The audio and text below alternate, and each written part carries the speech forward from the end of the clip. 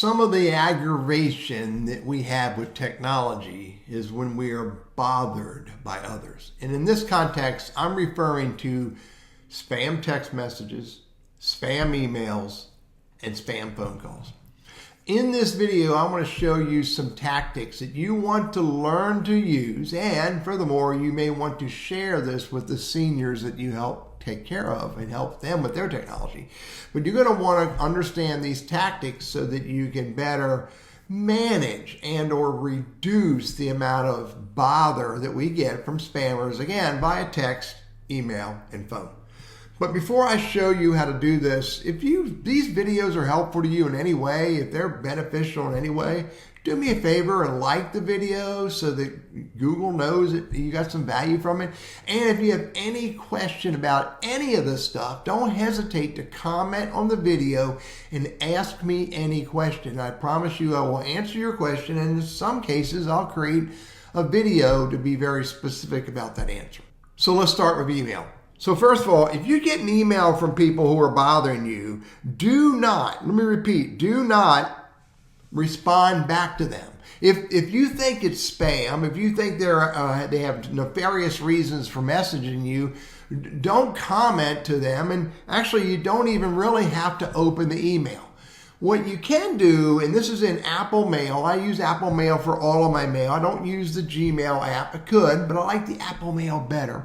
What you could do is simply hold your finger on the message, and up at the bottom pops up a little dialog box. You can now click on block contact. And so that contact will not be able to email you directly anymore. By the way, they can still email you, but their email messages will end up in spam. That is the most effective way to block someone from emailing you moving forward. You click on block contact, and you'll notice that every email that came in from that person has a little block message, and which is saying future messages will go directly to spam. Additionally, what you could do is hold your finger on the message ever so lightly, and down the bottom you'll see where it says mark. I can click on mark, and then I can move to junk. And that will tell Google and Gmail and Apple that message you got is junk messaging. So you blocked him and you moved that message to junk. That's the easiest tactics to be able to report someone as a scammer or a spammer and to report a message as spam. Now let's look at text messaging. Text messaging, I'll go to my text message. Let's say that I get text messages from someone and I don't want to get them anymore, and or I want to report them as spam. So I can come down here, let's come down to this Experian 56085. Now I don't need to open the message to do this. I can hold my finger on it ever so gently. Up comes a preview of that message, and you'll notice in the preview is report spam. So I can click report spam, and that will let, in my case, AT&T know that that number 56085 is a spammer. So that's one way I can do it. Additionally, I can also delete the message from here.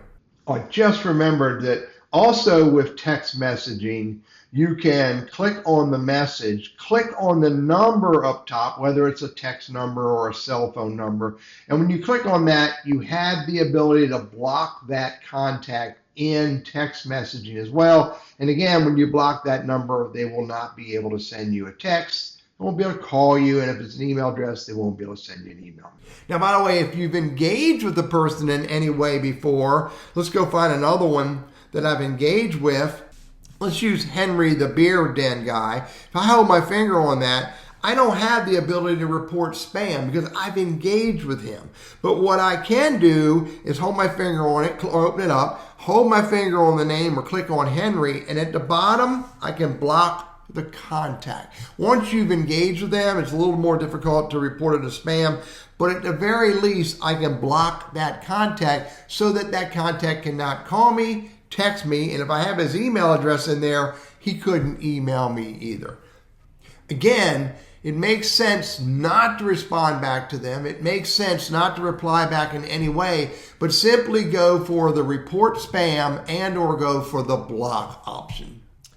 Let's go to phone calls now. So if I go to phone calls is, again, a little bit different, you do not want to call the person back. If I click on any one of those numbers, it's going to call them back. But what you need to do is click on the I, and when you click on the I, you go to the bottom, you have the ability to block contact. That's the easiest and pretty much the only thing you have the ability to do with phone calls. If you block the contact from calling you, when they try to call you, they're going to get some message that basically says that number doesn't exist.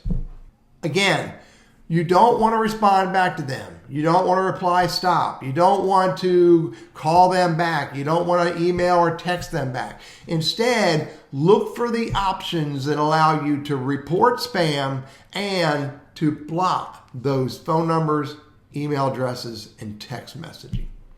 I'm Teddy.